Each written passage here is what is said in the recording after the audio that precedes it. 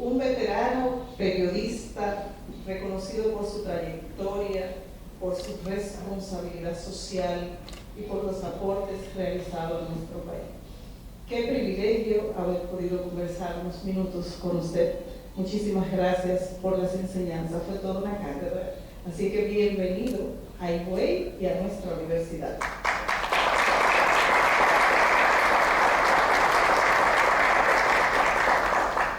Marino Zapete no necesita presentar. Representa el calor de las declaraciones y declaraciones. Bienvenido.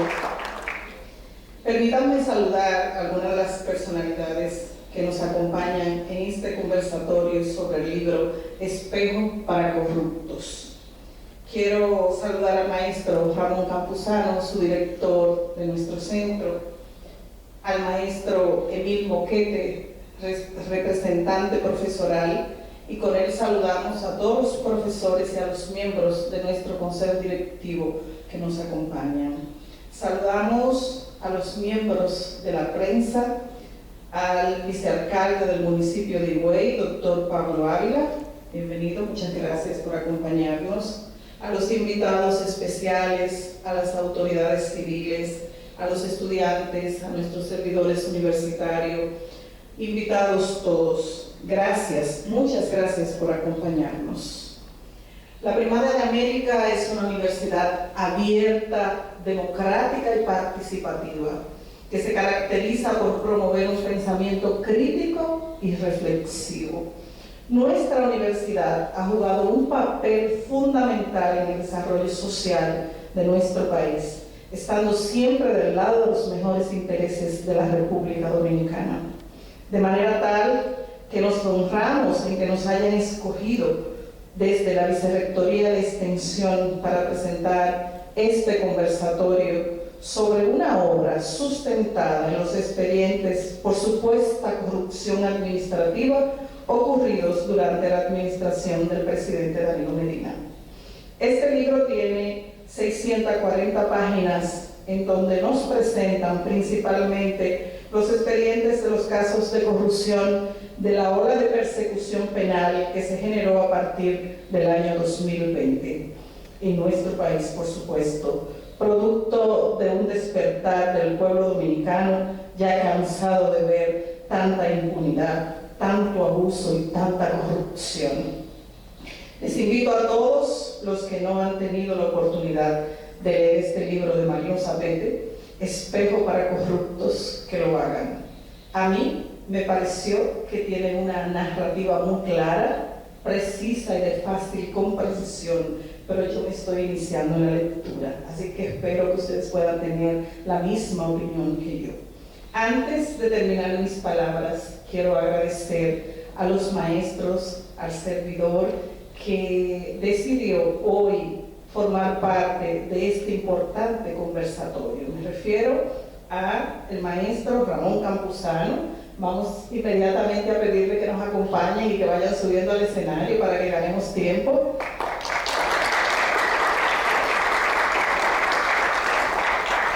Del análisis de este libro para que hoy ustedes puedan compartir sus experiencias con cada uno de nosotros. De manera especial quiero saludar a la maestra. Muchísimas gracias por estar en UAS Centro Higüey, su universidad. Utilizar es, vamos mencionando cada uno de los maestros y colaboradores, y ellos, por su parte, van a comentar lo que el señor Zapete pues dará sus... con el maestro Emil Moquete. Vamos. ¿Cuáles son sus comentarios respecto al libro? Después que usted leyó, que usted entiende, ¿qué quiere comentar?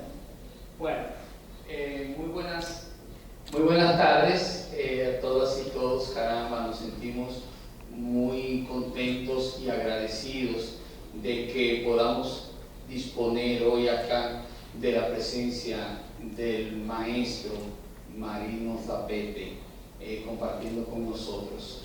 Realmente vemos en este documento un testimonio jurídico que es de utilidad no solo para nosotros, para los abogados, porque tenemos acá parte de la jurisprudencia en materia de corrupción, sino también una memoria histórica con respecto a algunos de los principales casos de supuestos hechos ilícitos que ha habido, que hay, que están en la justicia. Esta mañana yo conversaba con mis alumnos sobre lo que sucedió en el año 2003 con lo llamado el hoyo de Baninte. Le pregunto a ustedes que están ahí atrás, a los alumnos, ¿ustedes recuerdan del año 2003 del hoyo de Baninte? Levanten la mano que lo recuerden. 1, 2, 3 personas, 4, y aquí hay casi 100. Entonces, por eso es que este tipo de documento, porque me sorprendió que cuando lo traté en el aula, ninguno de mis alumnos sabía sobre el hecho. Por eso es que este tipo de testimonio, este tipo de documento, tiene que ser realizado, tiene que llevarse a la memoria histórica, documental y bibliográfica de nuestro país. Por ende, felicito al maestro Zapete. Le digo maestro porque él es magíster. Ya habíamos conversado sobre eso y orgullosamente me decía el egresado de nuestra Universidad Autónoma de Santo Domingo en el área de comunicación social. Por eso quiero felicitar al maestro Zapete por este esfuerzo, porque realmente va a dejar una memoria en nuestra juventud y en nuestro país. Muchísimas gracias.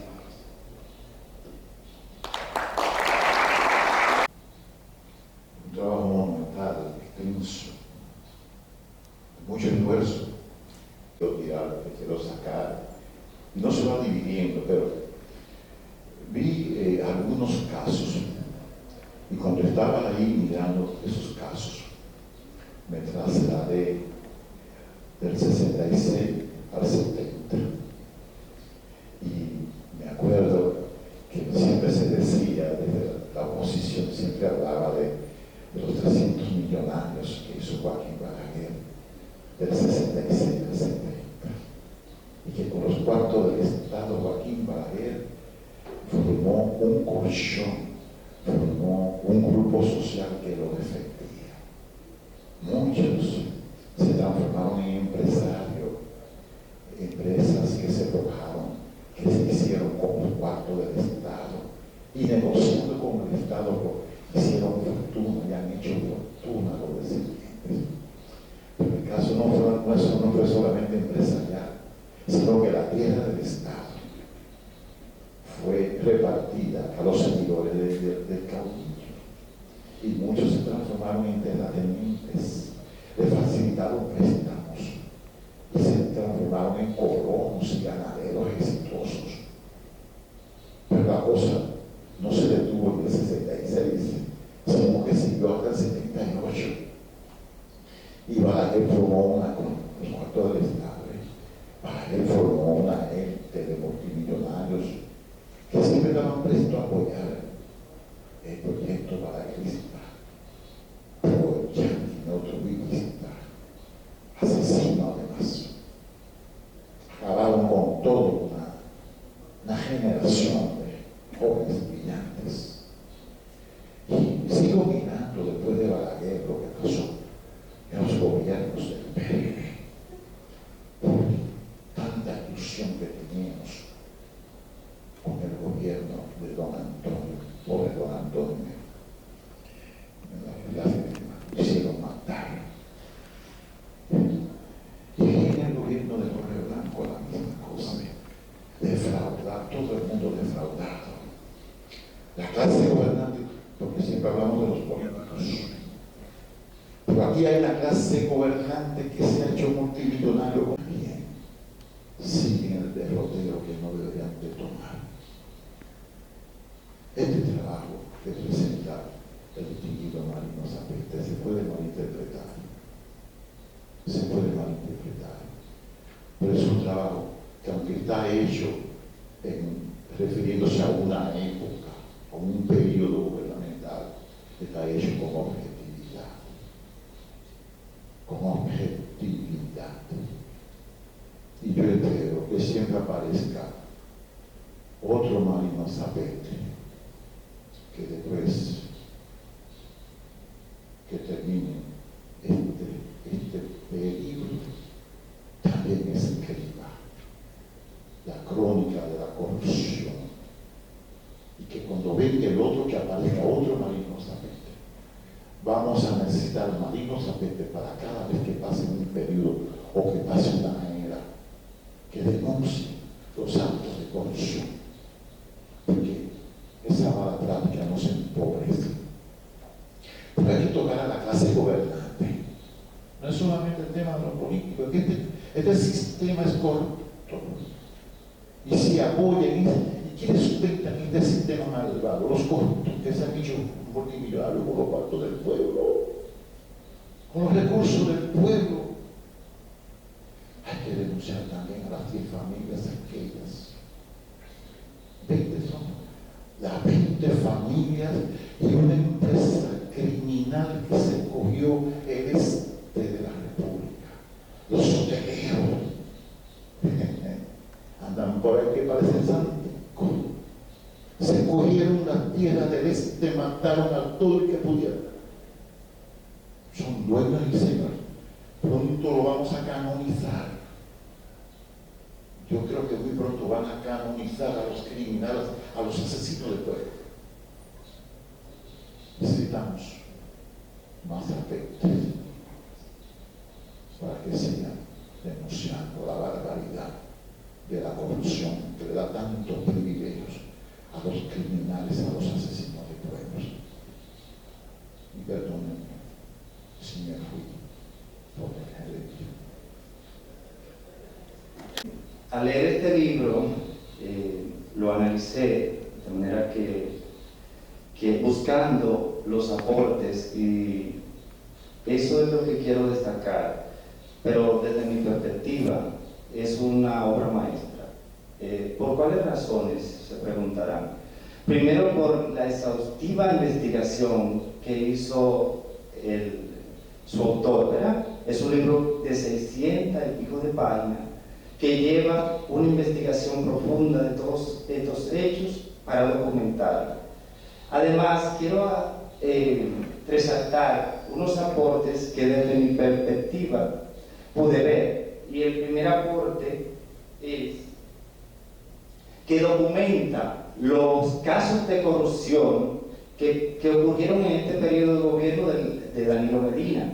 Y algunos han dicho supuesto, pero él deja claro que hubo casos de corrupción porque muchos de los implicados, ellos mismos dijeron, sí lo hice, pido perdón a la sociedad. Entonces, esos casos están ahí. Hay algunos que quizás no fueron comprobados, pero el libro lo establece claro, sí hay casos de corrupción y hubo casos de corrupción. El segundo aporte es que muestra que la sociedad nuestra, lamentablemente, es una sociedad que premia al que lo hace mal y muchas veces castiga al que lo hace bien. Porque si analizamos críticamente, vemos que han habido otros casos de personas involucradas y de pronto pues salen ilesos y la mayoría saben que sí realmente son culpables, pero esa es la sociedad en que vivimos, una sociedad de impunidad.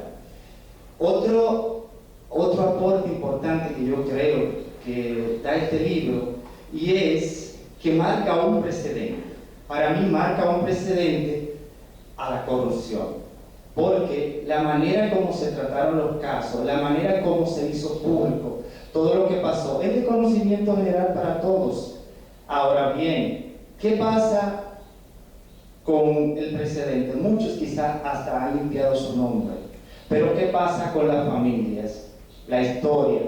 Escuché un caso de una niña, de uno de los hijos de los implicados en estos casos de corrupción, que sufría de bullying en la escuela. Entonces, a veces, esto nos da un mensaje claro. El dinero es bueno, pero la forma de conseguirlo a veces marcan hasta nuestra familia, nuestra sociedad, y un apellido de generación en generación. Entonces, por eso digo, ese aporte tan importante, documentar lo que pasó, porque vivimos en una sociedad tecnológica donde se publica todo y se sube a las redes, pero en 5 o 10 años tú no encuentras nada. Ahora, esto va a estar patentado.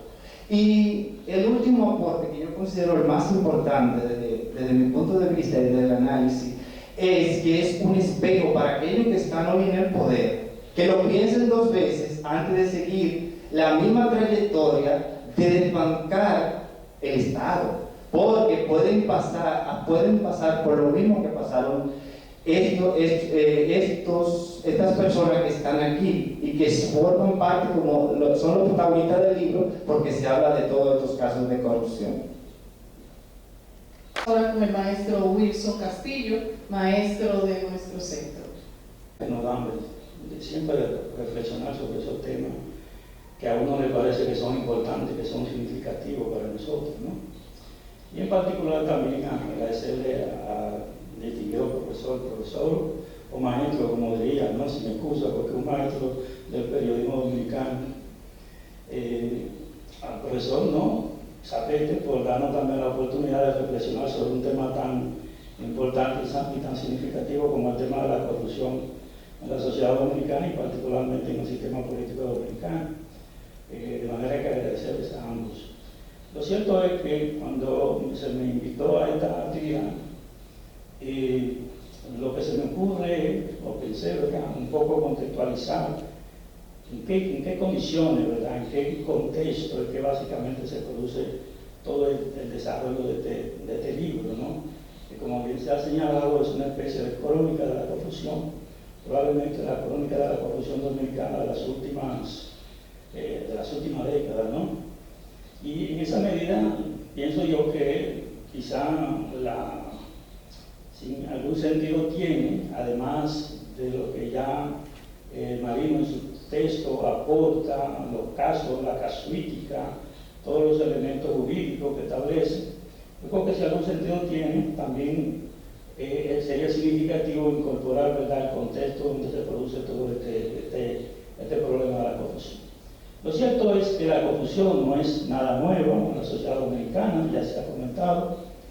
Yo pienso que desde sus orígenes, ¿verdad?, la sociedad dominicana se desarrolla con una enorme debilidad institucional que ha hecho posible que se haya desarrollado la cultura del patrimonialismo, la cultura del clientelismo, la cultura de la corrupción en la sociedad dominicana, ¿no? En un periodo de gobierno más que otro, pero siempre ha habido ese fenómeno, ¿no? En cierta medida, ya los sociólogos un poco que nos interesamos por este tipo de cosas, hemos identificado como la tradición de la cultura política dominicana, muy asociada a este fenómeno del patrimonialismo y de la corrupción. Entonces aquí lo que tenemos es básicamente cómo este proceso, llegado a un momento, se radicaliza, por decirlo de alguna forma. En cierta medida yo recuerdo que en ese entonces se hablaba de hipercorrupción, porque el fenómeno era tan intenso y ya todo el mundo lo reconocía que no había forma, ¿verdad?, de esconderlo, o no había forma de evadir el problema. Pero ¿por qué sujeto? ¿Por qué una sociedad en un momento determinado puede llegar a ese nivel, digamos, de corrupción, puede llegar a ese nivel de tolerancia, puede llegar a ese nivel de impunidad, tanto en el sistema político dominicano y muchas veces también en la sociedad en general, ¿verdad? Porque muchas de estas cosas hay que reconocerlo, se produce también con la complicidad de otros sectores empresariales, sectores de la sociedad civil, etcétera, etcétera. Sin embargo, yo creo que la gran debilidad se encuentra en el sistema político dominicano. Lamentablemente todos sabemos, ¿verdad?, que vivimos una nueva concepción de qué es la política. En mi época, cuando me hablaban de la política estaba asociada al sacrificio, la política estaba vinculada a la idea de la lucha por mejorar la sociedad dominicana, ¿verdad? Yo recuerdo a una gran muchacha que decía, donde me coja la muerte, bienvenido sea, ¿verdad? Era esa visión, esa concepción de la política muy vinculada al sacrificio. Pero desde la década del 70, o digamos desde la década del 90, para ser más preciso, la política se ha convertido, ¿verdad?, muy vinculada al interés propio, muy vinculada al interés personal, más que una actividad pública orientada al bien común, se ha convertido en una actividad pública orientada al bien personal. Entonces, en este contexto que se produce un poco la corrupción, ¿verdad?, digamos, como estos discursos asociados, digamos, al socialismo, asociado a la socialdemocracia, se ha convertido la política en un discurso más pragmático, más utilitarista, donde básicamente predomina, ¿verdad?, el interés privado. Pero, ¿por qué será esta situación? ¿Por qué hemos cambiado la forma de hacer política? ¿Por qué por qué hemos naturalizado el tema de la corrupción?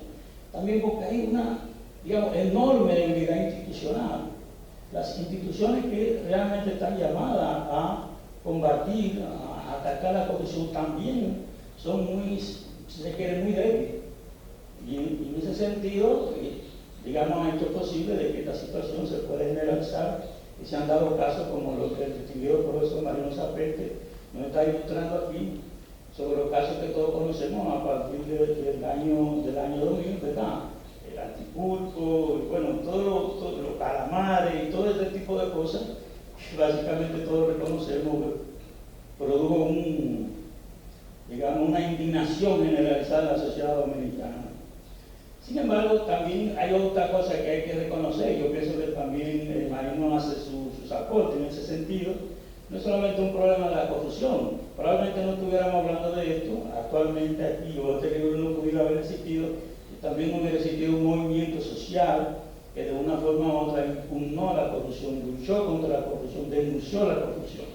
Entonces, hay que reconocer también que ese gran movimiento de corrupción, de impunidad, también generó un contramovimiento, digamos, muy asociado a la sociedad civil y a un grupo de intelectuales, académicos, profesores, que en principio se organizaron en la Marcha Verde y que convocó a la sociedad dominicana a movilizarse en contra de la corrupción. A mí me gustaría decir, sinceramente me gustaría decir, que todo eso ha rendido su fruto, de que hay mucho corrupto metido en la cárcel, ¿verdad? Pero lamentablemente no es así. Todavía, lamentablemente, todavía el sistema jurídico dominicano, el sistema tiene todavía mucha debilidad, y por eso vemos, ¿verdad?, que a pesar de que hay gente que ha devuelto alrededor de, según tengo entendido, los medios de comunicación, 600 millones de pesos. Sin embargo, hay mucha corrupción, pero no hay nadie preso. Me recuerdo el caso de verdad, hubo corrupción, pero todo el mundo está en su casa. Entonces, lamentablemente esa es la situación, y yo pienso que esa es una de las situaciones que más perjudica a la nueva generación, a ustedes, a los jóvenes, que básicamente se quieren elaborar un porvenir, se quieren elaborar una carrera y están asumiendo, ¿verdad?, la vía correcta, la vía de la educación, la vía del desarrollo del trabajo. Sin embargo, otros lo asumen de otra manera. Y ese es lo que Marino llama el espejo de la corrupción, un poco remitirlo, ¿verdad?, a las consecuencias que tiene todo este fenómeno. De mi parte, no quiero extenderme mucho, agradecer de nuevo la gentileza de la invitación e invitarlo a que se prosiga, ¿no?, desarrollando esto que uno puede llamar la crónica de la corrupción dominicana. Muchas gracias. Bien, docente de nuestra universidad. Gracias. Muy buenas tardes a todos. Quiero agradecer sobremanera a la Universidad Autónoma de Santo Domingo, Centro Guasigüey, por esta actividad tan importante. De igual manera, al distinguido periodista Marino Zapete, por estar esta tarde aquí con nosotros compartiendo su visión sobre este importantísimo tema que de una u otra manera, directa o indirectamente, atañe a toda la ciudadanía dominicana. Pero sobre todo agradecemos a ustedes que están aquí presentes, interesados en escuchar este tema que, como ya he dicho, nos atañe a todos. Espejo para Corruptos es una obra que la considero de trascendental importancia, porque la misma aborda un tema que está en el tapete desde hace muchos años. Sin embargo, no hemos visto una finalización, no hemos visto cómo, a pesar de que hay muchos casos de corrupción, no solo los que se tratan en el libro, sino todo lo que conocemos. No hay como un punto final en ninguno de ellos.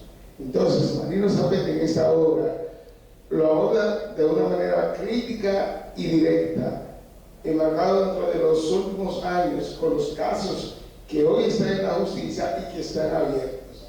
La importancia de la obra es que la misma recoge testimonios de los mismos imputados, pero además de eso, la documentación que la respalda, los expedientes que están transcritos ahí en la obra, pues sirven como evidencia, además de los testimonios de los imputados, de que real y efectivamente en nuestro país lamentablemente se ha jugado con el erario público. Ahí la obra presenta, si se quiere, un reto para la justicia dominicana, ya que se pone en manos de toda la ciudadanía estos casos de corrupción y cada quien puede forjarse su propia opinión sobre los mismos. La forma directa y sencilla con que el autor aborda este tema permite también que la ciudadanía de todo tipo, no importa quién sea con buena formación académica o no, pueda entender más la situación que presenta la corrupción en la República Dominicana, ya que aquí están todos y cada uno de los casos detallados en su máxima expresión. De modo que yo considero que además de poner en la mano de los dominicanos este importantísimo tema, esta obra, la misma también es un llamado a que cada uno de los dominicanos se interese por el tema de la corrupción y que desde su posición, desde su óptica, desde sus recursos, pueda aportar como le sea posible a solucionar este flagelo que nos hace tanto daño. De manera que yo felicito al autor porque realmente creo que es un gran aporte que le hace al país. Creo que despierta el interés de la ciudadanía y a partir de ahora sabemos que como él está haciendo este tipo de encuentros con la ciudadanía, tendrá mucho mayor impacto. Así que yo les exhorto a cada uno de los presentes aquí a que nos convirtamos en unos multiplicadores de este tema, porque es la forma en que se puede crear conciencia en la ciudadanía. A veces la gente está indiferente al tema de la corrupción, pero cuando nosotros vemos que en el hospital no hay hilo para coser una herida, o que, por ejemplo, tenemos el problema del agua potable, ese es un indicador, un reflejo de las consecuencias de la corrupción. Así que vamos nosotros también a ser críticos, como lo ha sido el periodista Marino Zapete. Muchas gracias. La conversación sobre este libro escrito por el señor Zapete. Hacer la salvedad que para este conversatorio se invitaron también representantes estudiantiles, pero no pudieron llegar al conversatorio a tiempo. Luego de la presentación del señor Zapete, habrá un espacio para preguntas. Quienes tengan la pueden ir anotando. Escuela de Comunicación Social de la Universidad Autónoma de Santo Domingo con el grado de licenciado en Ciencias de la Comunicación. Tiene diploma en Desarrollo de Políticas de Defensa y Administración de Recursos en la Universidad Nacional de Defensa de los Estados Unidos. Diplomado en Comunicación Institucional Política de las Universidades Católica de Santo Domingo y Complutense de Madrid. Posgrado en Metodologías y Técnicas de Investigación en Comunicación Social en la Universidad Autónoma de Santo Domingo. Diplomado en Diseño de Investigación Social en la Universidad Autónoma de Santo Domingo. Maestro de posgrado en Relaciones Públicas en la Universidad Católica Santo Domingo. Ejerció el periodismo por 40 años en prensa escrita, radio, televisión y streaming. Autor de los libros titulados La Sociedad de los Platos Rotos, Jarabe para la Memoria, La Volvieron Loca, La Crónica Irreverente y espejo para corruptos que hoy estamos aquí conversando. Vamos a darle la bienvenida con un fuerte aplauso al periodista Marino Zapete.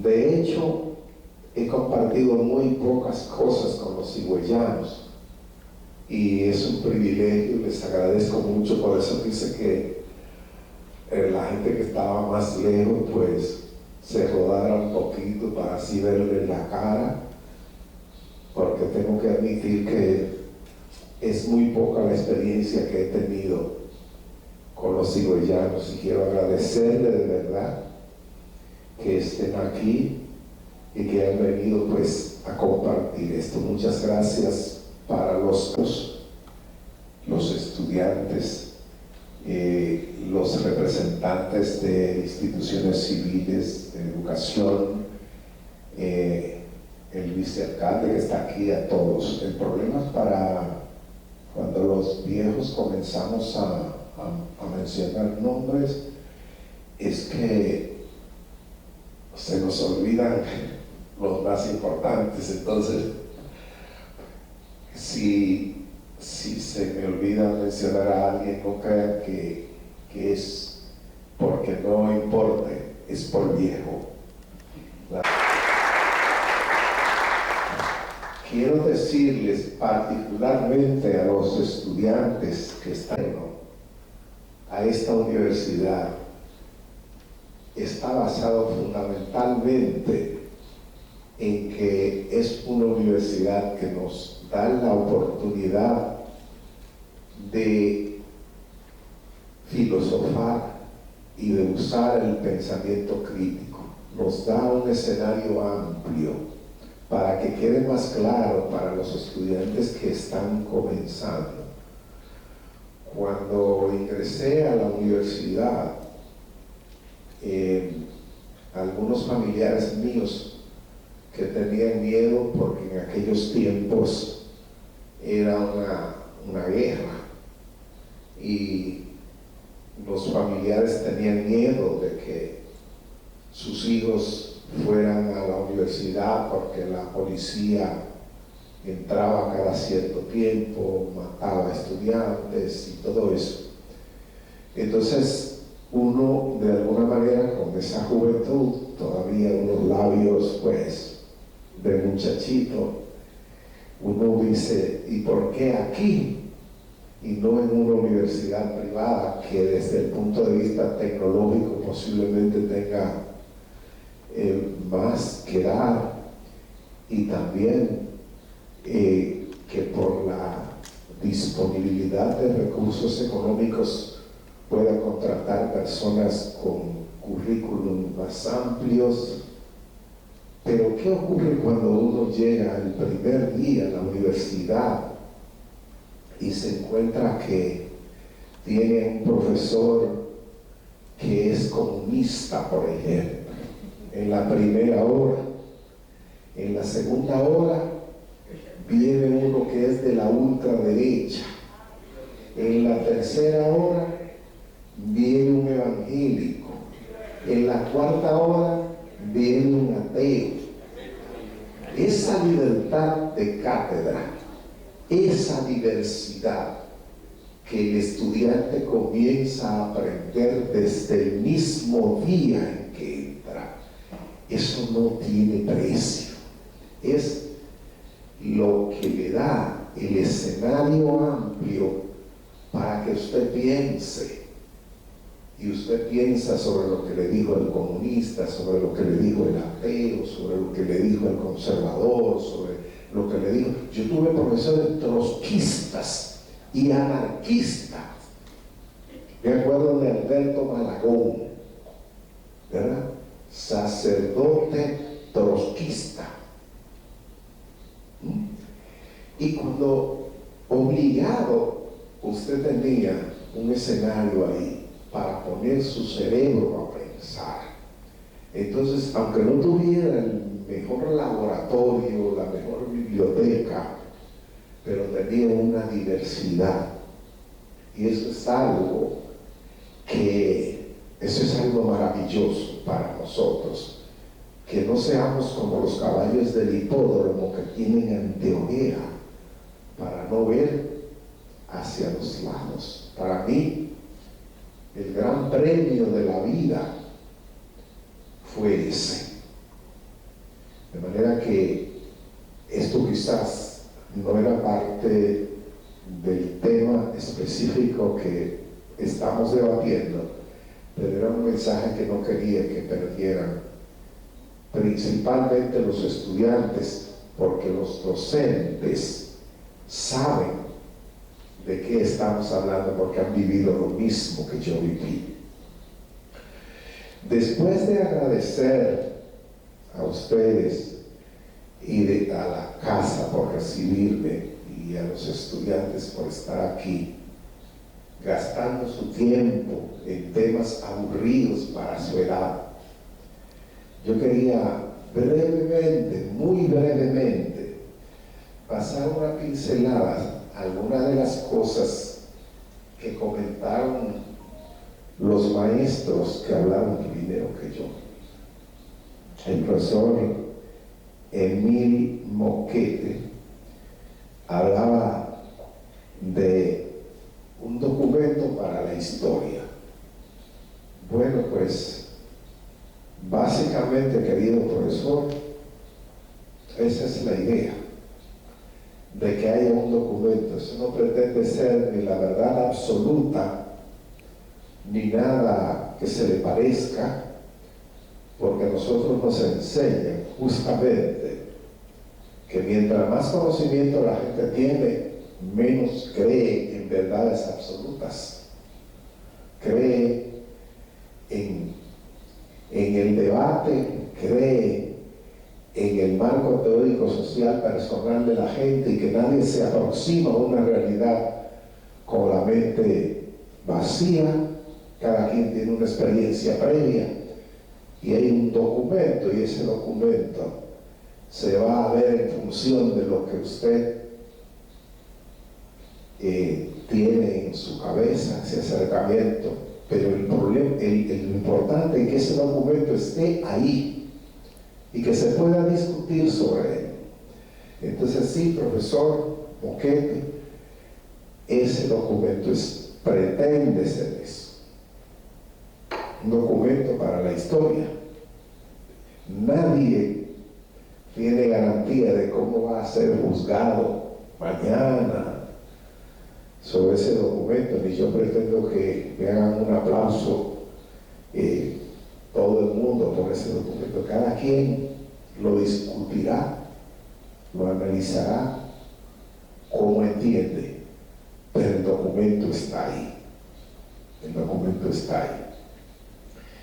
El profesor Ramón Campuzano, que hizo un discurso de barricada, aparentemente es el que más se parece a mí en lo que es la apreciación de qué es lo que ha pasado aquí, cómo la política dejó de ser un instrumento para servir al colectivo y se convirtió en una oportunidad individual que no solo fue aprovechada por Balaguer, por ejemplo, que no hablaba, sino que todos los partidos que sucedieron a Balaguer legitimaron y reprodujeron esos modelos. Cada grupo que llegaba al poder tenía que construir sus millonarios, su plataforma de poder.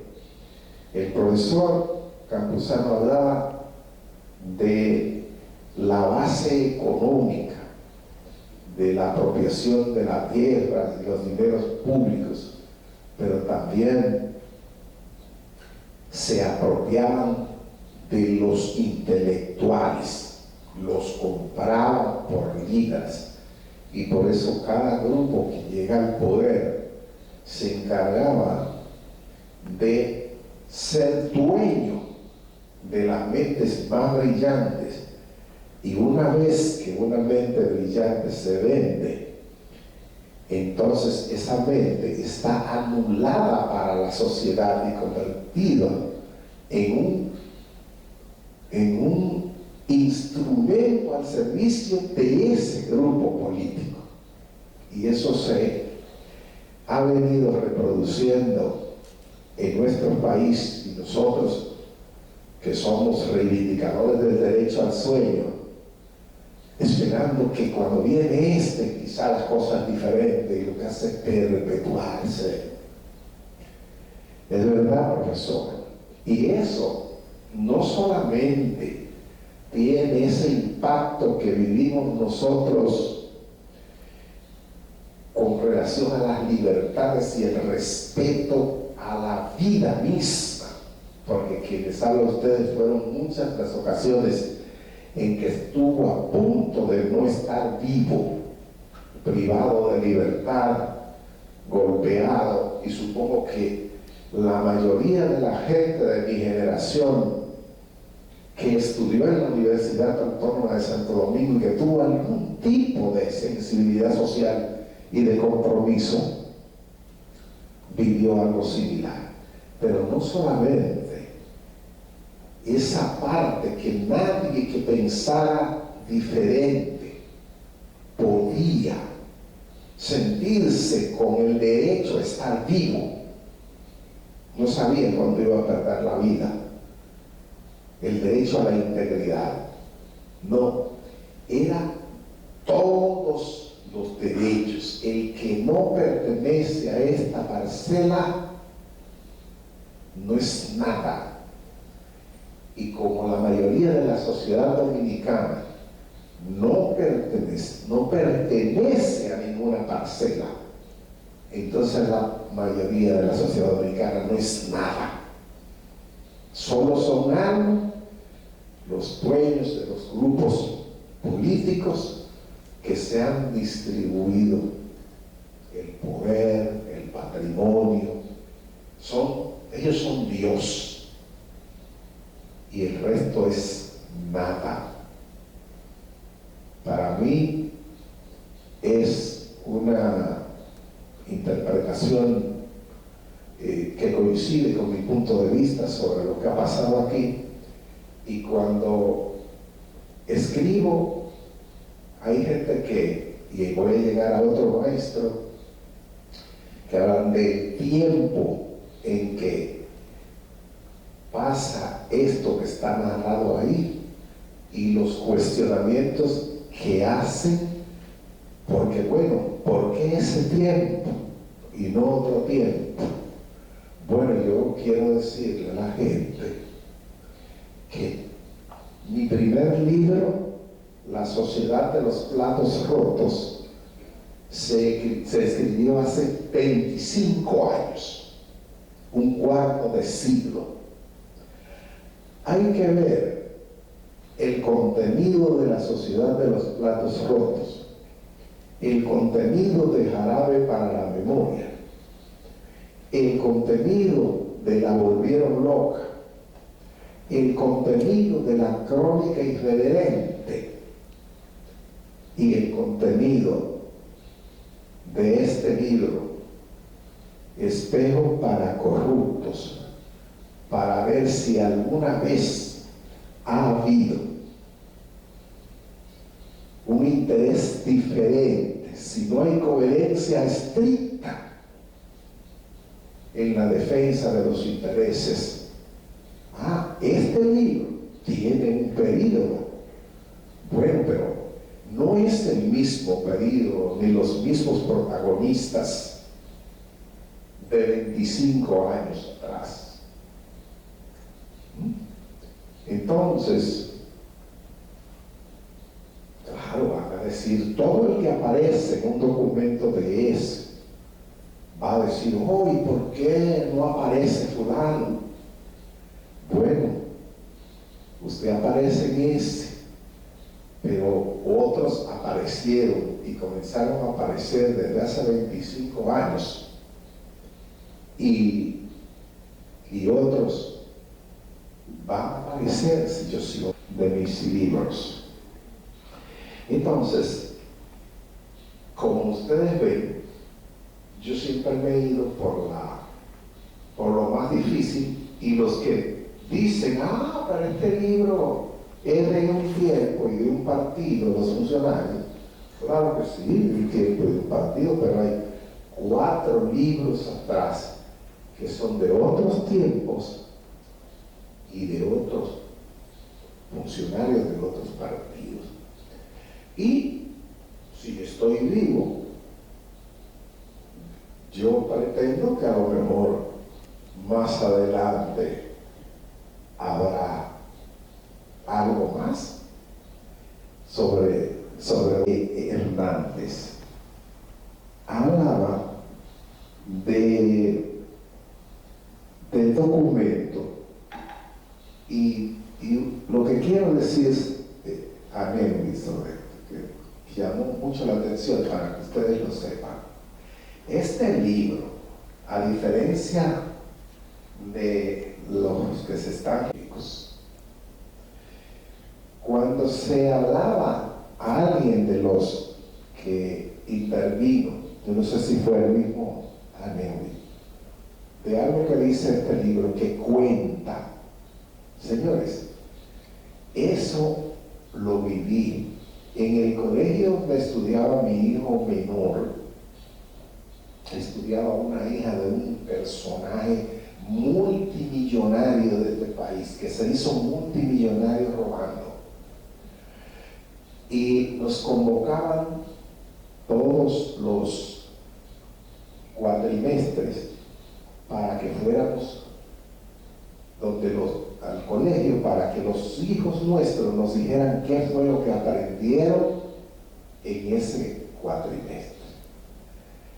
Y ese señor, cuyo nombre no voy a dar, y no lo voy a dar porque ustedes saben por qué, por la niña, que incluso llegó a ser amiga de mi hijo, compañerita, y ella no tiene lo que se dice que tu papá es un ladrón y un corrupto. En ese espejo, yo les pido y les invito a que traten de no verse nunca. De manera que sí, es un espejo. Y es un espejo no solamente para los que están en el poder, sino para todos los individuos que hacen cosas de las cuales sus hijos, sus nietos, sus hermanos tienen que avergonzarse. El profesor Wilson Castillo hablaba de la política de hoy, y yo creo que eso es lo que tenemos nosotros que revertir. ¿Qué es la política hoy? Es una especie de repartidera donde todo el que se acerca está pensando en un bienestar individual. Y entonces, eso es como, ¿y dónde están las acciones del país? ¿Y acaso usted cree que puede ser feliz en un lugar donde todo el mundo es infeliz? En un país donde todo el mundo es infeliz, no se puede ser feliz. Entonces, la política tiene que ser un instrumento que estimule y llame a participar a aquel que tiene interés en servir, no en servirse. Finalmente, me quiero referir ya porque no los puedo cansar, a lo que decía el profesor Félix Vizcaíno.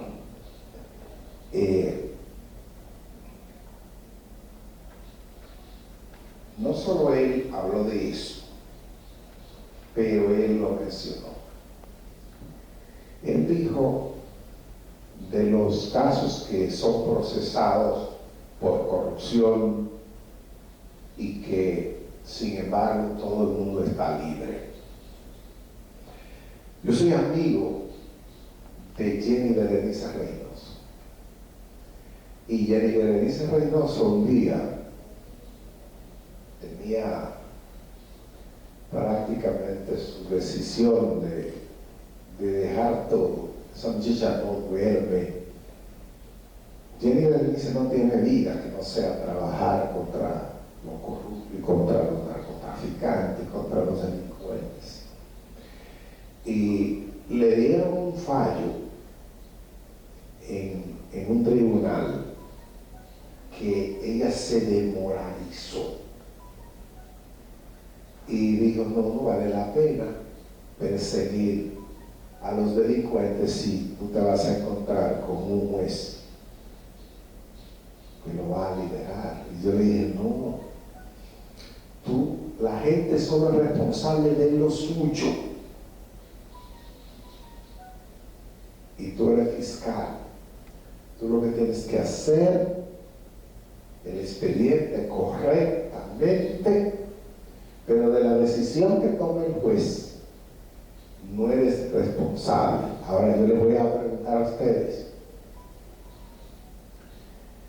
si los jueces que están valorando los casos de corrupción que están en los tribunales liberan a esa gente y los absuelven, ¿ustedes creen que el pueblo crea que son inocentes? No. El pueblo sabe que no. Entonces, ¿por qué lo sabe?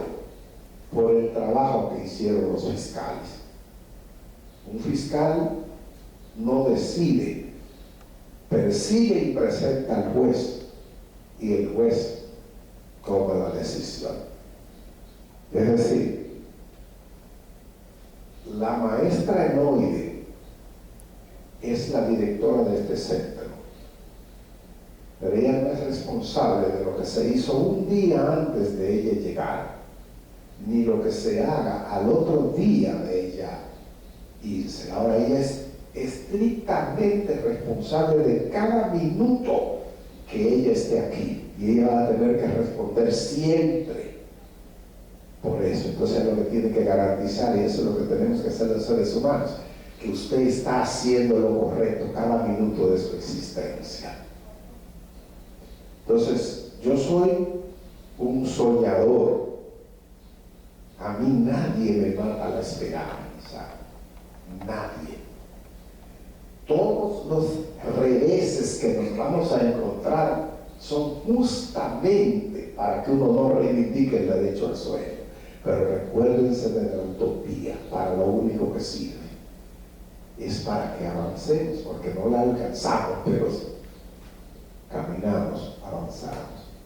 Entonces, una vez terminada la comentar lo que decían los maestros, quiero decirlo así brevemente, porque he estado mucho hablando y no los quiero cansar.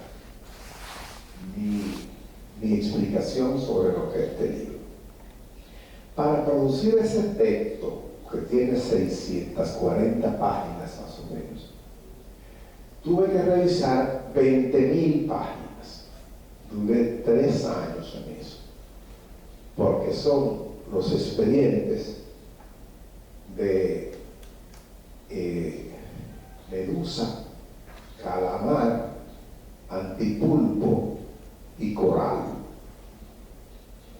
Y solo el caso de medusa tiene el expediente del Ministerio Público 12.500 páginas.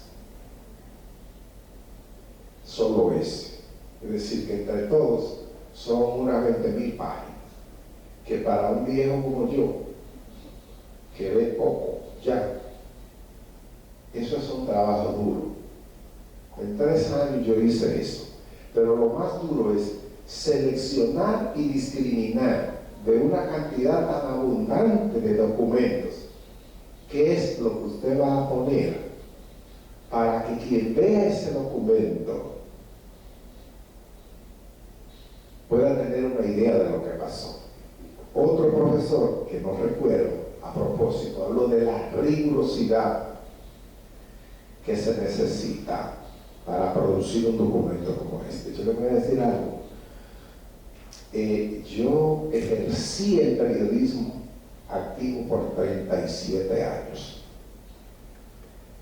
Si durante ese tiempo, en 36 años y 364 días, yo hacía un ejercicio de periodismo íntegro y verdadero, honesto, pero el último día hablaba una mentira, y esa mentira aparecía esos 36 años y 11 meses se perdieron, porque la gente me va a recordar como el mentiroso que dijo tal cosa y que era mentira, y de ahí en adelante todo lo que ha dicho es mentira. Entonces, el que escribe un documento como este no puede darse el lujo absolutamente de que haya una coma que no se pueda probar. Y hoy día, que vivimos en los tiempos de los mentideros de las redes sociales, yo tuve mi profesor de ética de la comunicación y de deontología jurídica, José Sillegatón, y él nos decía: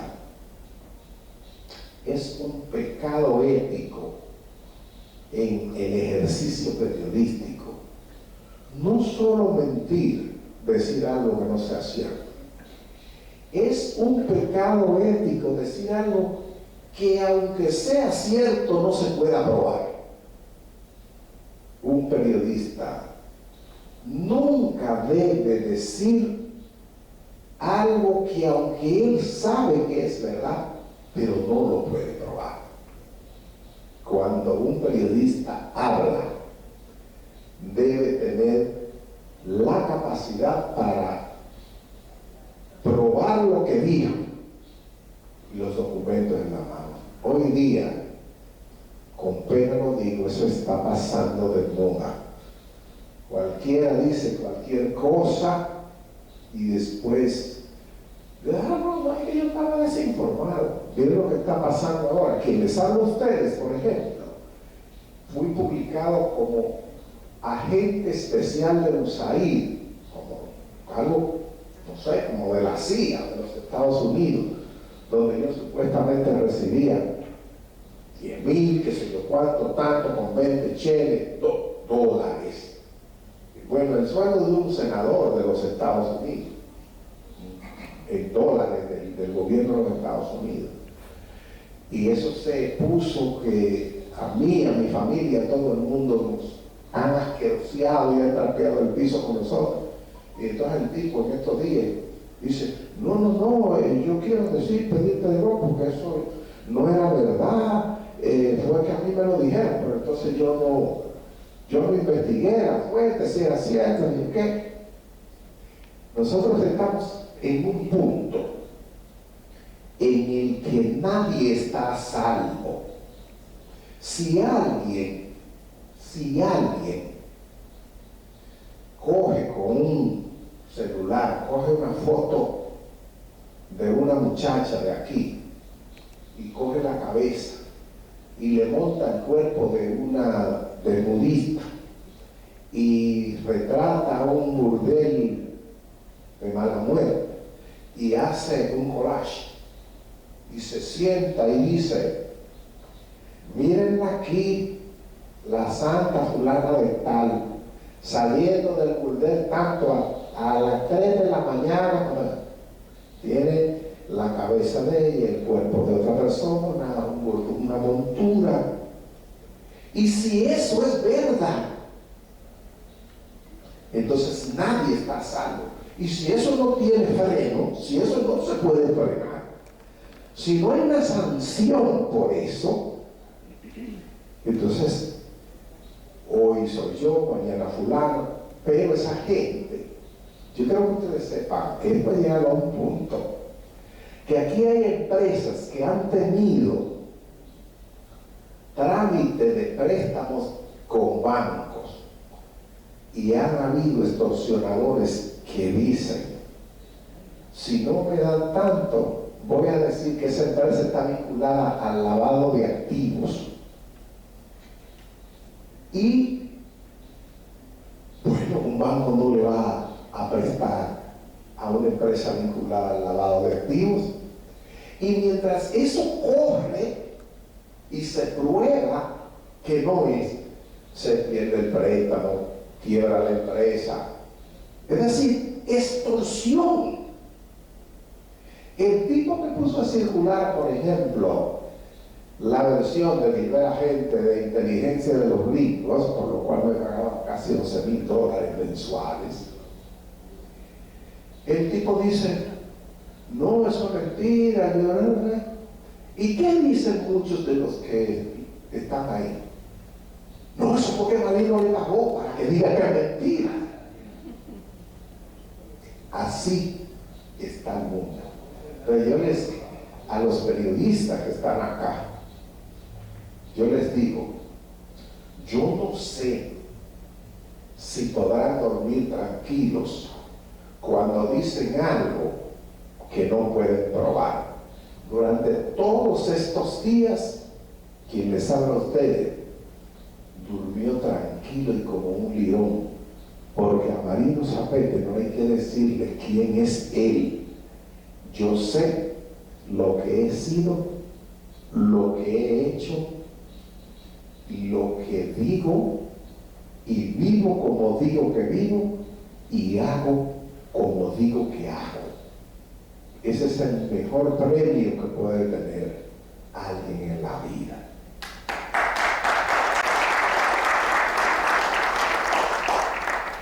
Si quiero otro poquito sobre este libro, eso es importante, porque ricos no regalan nada a las sociedades. Todo hay que arrancarlo. El pueblo empoderado. Quien les habla fue de los impulsores y militantes de la lucha por el 4%, de la coalición por una educación digna. Nosotros, en el año 2010, como ustedes recordarán, algunos de ustedes no habían nacido, en el 1997 se aprobó la nueva Ley General de Educación 6697 en el primer gobierno del presidente Fernández. Esa ley estableció en uno de sus dispositivos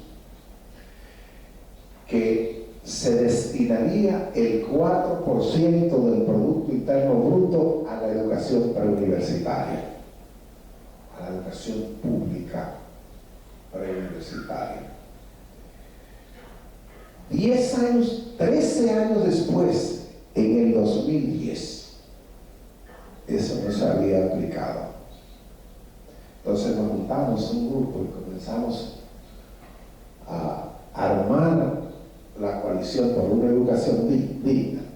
¿Se acuerdan que al padre Mario Serrano lo arrastraron con su sombrilla, la policía y todo eso? ¿Y qué pasó? Nos empoderamos de tal manera que en el año 2012, en las elecciones en las que se presentó Danilo Medina como candidato, todos los candidatos que aspiraban tuvieron que comprometerse a que si ganaban iban a aplicar el 4%, por lo empoderada que estaba la población en esa demanda. El presidente Fernández dijo, como él gobernó tanto tiempo después de eso, no lo aplicó, dijo que eso no tenía ningún valor, que el hecho de que se destinara más dinero no significaba una mejoría para la calidad de la educación. Y yo digo, tiene razón el profesor. La calidad de la educación preuniversitaria aquí no ha mejorado a tono con la gran cantidad de dinero que el pueblo ha tenido que pagar. Eso es cierto. Ahora, y también es cierto que de las aulas que se han construido, la mitad de ese dinero se lo ha robado.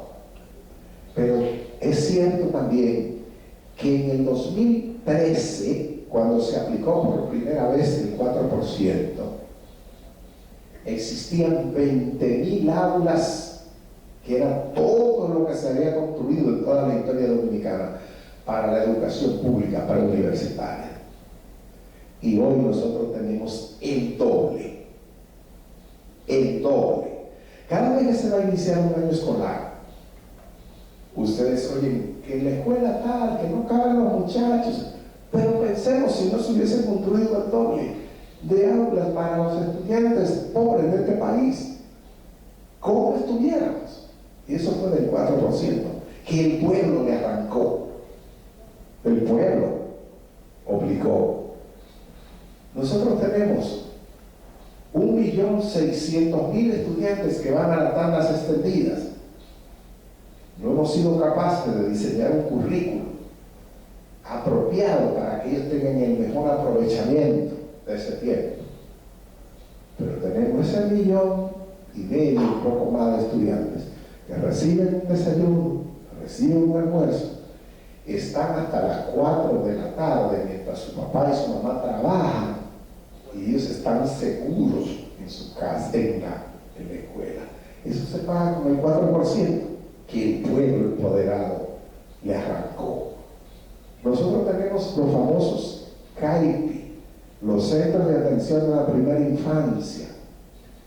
Ustedes saben como maestros que uno de los problemas serios de nuestra sociedad son los embarazos de las adolescentes, y la mayoría de las niñas adolescentes que se embarazan cuando están en la preparatoria tienen que irse de la escuela y pierden la conexión totalmente con la educación. Aquel muchachito, bueno, pero tenemos más de 100.000 de esos casos en los CAIPI, donde hay un centro donde esas niñas llevan al niño, van a la escuela, se lo alimentan, se lo cuidan y ya van y lo recogen y no tienen que abandonar la escuela. Eso se paga con el 4%. Entonces valió la pena esa lucha del 4% y siempre vale la pena el compromiso del pueblo. Entonces, igual pasó en la Marcha Verde, movimiento altamente desacreditado hoy. ¿Cuál fue la demanda de la Marcha Verde? Contra la corrupción, impunidad y contra la corrupción. Y nosotros, mucho más de 1 millón de personas marchó ahí y obligó a todos los candidatos del 20 a firmar que si ganaban iban a nombrar un ministerio público independiente. ¿Ustedes creen que Miriam Germán, Miguel y Berenice hubiesen sido el ministerio público si no es por eso? No, ahí van a haber políticos, ganara quien ganara.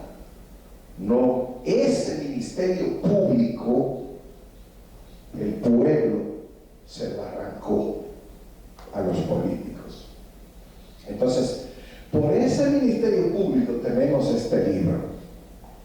Y cuando se habla de que, bueno, que están sueltos, yo quiero darles la información, porque aquí los medios de comunicación no se comprometen con eso. Miriam Germán Brito hizo una rueda de prensa y dijo, oiganlo bien, de estos casos que nosotros hemos presentado a la justicia, voluntariamente, los imputados, parte de ellos, han devuelto 3.200 millones. Han dicho, sí, yo me lo robé y lo estoy devolviendo. Que ni siquiera va a tener que llegar a un juicio de fondo, que ya lo devolvieron, admitieron que se lo robaron. Eso es por ese Ministerio Público.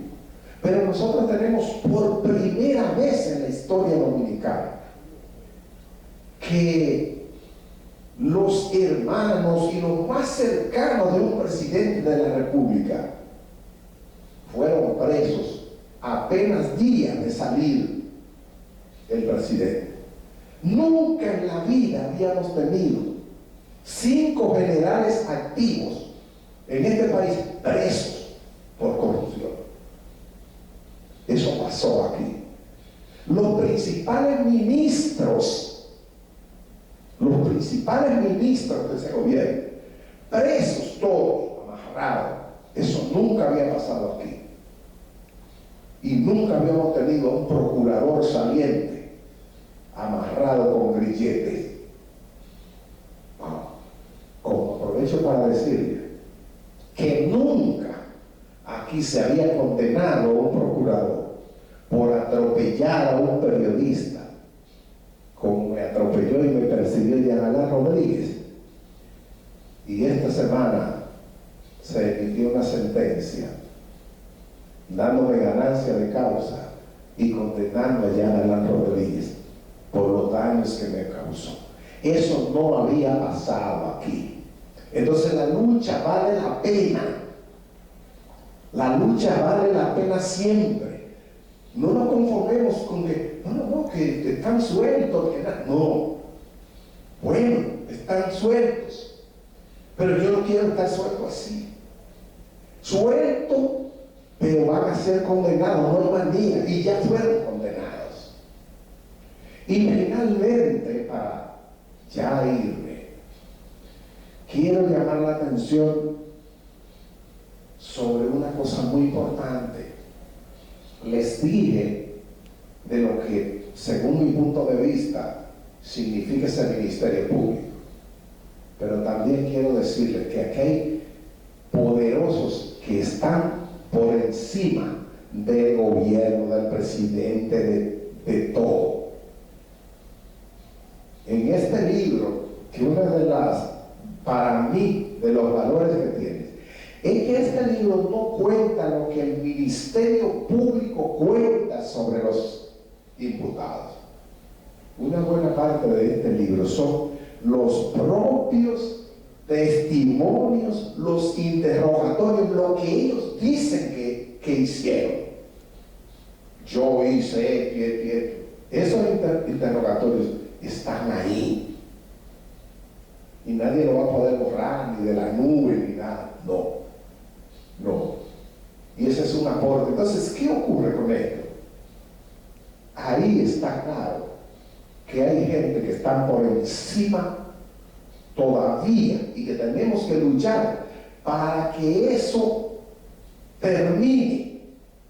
La impunidad de los poderosos.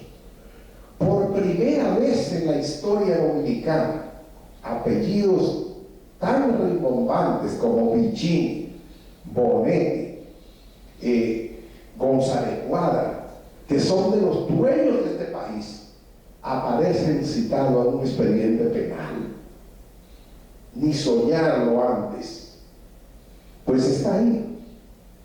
Ahí hay un interrogatorio del señor Enrique Bonetti Galván,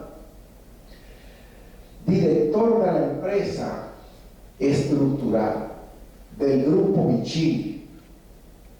Y ese tipo dice, sí, nosotros le dimos 163 millones de soborno a Yanalán para que nos asignara el movimiento de tierra de la Nueva Victoria, y se lo entregué en fecha tal, le di tantos millones de dólares, fecha tal, y lo detalla todo. Y dice, y nosotros, Yanalán y yo, cogimos 84 millones de pesos que nos pagó Mari Terán, la esposa de Miguelito Bonetti, que tiene una empresa que se llama Servianet Dominicana, que nos dieron ese dinero de soborno para ellos suplir los equipos antivandálicos de la cárcel. Ustedes saben que los lavamanos, los sanitarios, todo eso que se suple para una cárcel es de materiales diferentes porque son antivandálicos. Pues esa señora y ese grupo dio 84 millones de soborno para eso, y él lo dice ahí. Y dice, oigan esto, hay una empresa que se llama Cemex Dominicana, que es una filial de Cementos Mexicanos, pero que distribuye, suple a República Dominicana y Haití. Y Yamalán, y ese señor, Enrique Bonetti Galván, que es cuñado de Felipe Vicini, el presidente del Grupo Vicini, porque es hermano de la esposa de Felipe Vicini, y presidente y director de Estructural. Ese señor dice, sí, Yamalán y yo logramos obligar a todos los contratistas que participaron en la construcción de la Nueva Victoria, obligaron a comprarle el cemento a Cemex. Si aquí hay algún ingeniero, sabe, un ingeniero tiene su suplidor, que le fía, que alguna vez se le da buen precio, que lo considera. ¿Usted sabe lo que es que le obliguen a todos a comprarle a ese suplidor al precio que él pone? Porque ese señor iba a dar una comisión que se la iban a repartir entre Yamalán y Enrique Bonetti. Pero cáiganse para atrás. Ninguna de esa gente está imputada. Entonces, eso demuestra que hay gente aquí todavía que está por encima del bien y del mal. Fueron mencionados en un expediente penal, pero aún evidenciándose y confesando ellos mismos la gravedad de los hechos, esa gente no está imputada porque están por encima de todo. Ahora, ¿por cuánto tiempo esa gente va a estar por encima de todo? Por todo el tiempo que nosotros se lo permitamos. Entonces, mi exhortación es, voy a decirles que no permitamos eso. No. Nosotros no tenemos por qué ser una sociedad de ladrones.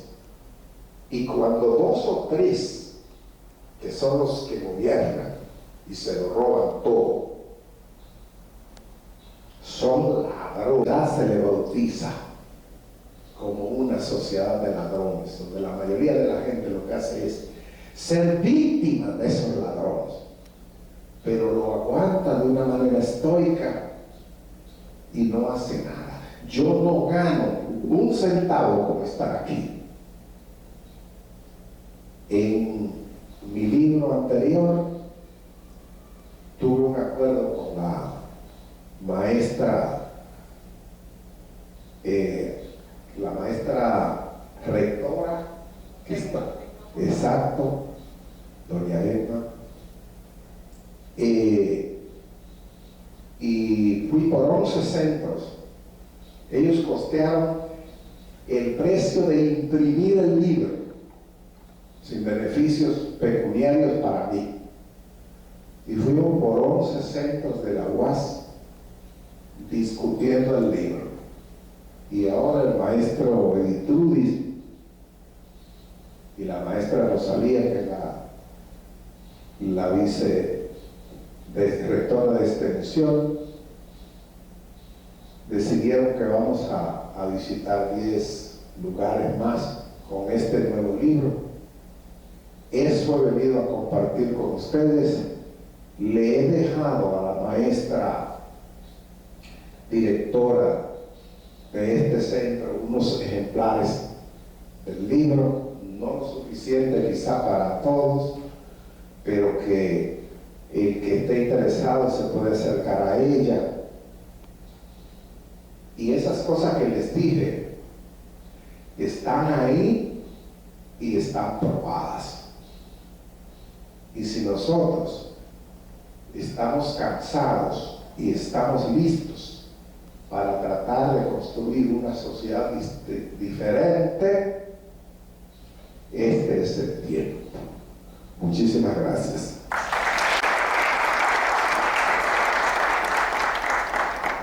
Las personas que estén interesadas en hacerle alguna pregunta al destacado comunicador Marino Zapete, que nos acompaña en este conversatorio sobre su obra.